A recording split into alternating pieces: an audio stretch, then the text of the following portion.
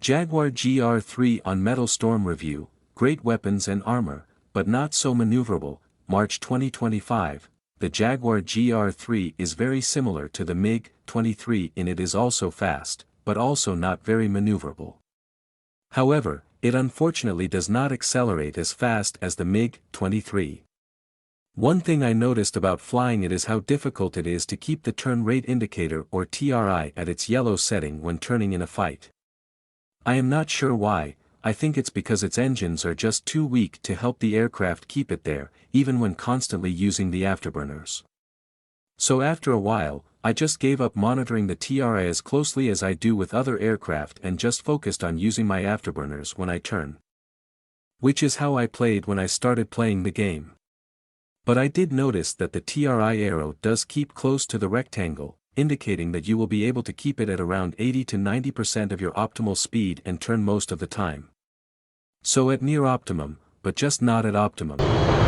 Its controls are also noticeably sluggish, and these factors in combination mean it generally doesn't do very well in a turning dogfight, which is sort of expected as this aircraft in real life is mainly an attack aircraft. The game does try to make up for its shortcomings by giving it better weapons and armor, like its heat-seeking missiles compared to the regular ones are longer ranged by about a kilometer. Able to lock on enemy aircraft faster by around half a second, and have a lock-on field of view that is wider by around 5 degrees, its cannons are also more powerful and causes more damage than usual.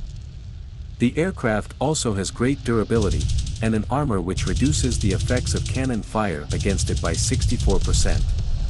Because of these qualities, this aircraft will tend to dominate early on at its lower levels, but eventually will have problems going up against better aircraft and pilots at higher levels. I initially tried to use hit and run tactics with it, but even with that it can't execute it as well as the MiG-23 because it just doesn't accelerate as fast. It also will have a lot of trouble when ambushed by nearby aircraft and forced into a turning fight. The only tactic I've found to have some success with it is to keep it close to the terrain as much as possible, so that way at least you won't have to worry about somebody attacking you from one side. And I suspect that the game also delays the detection of your aircraft by radar if you keep close to the terrain, just as it is in real life with fighter aircraft. Of course the danger there is that you could end up crashing into the terrain also.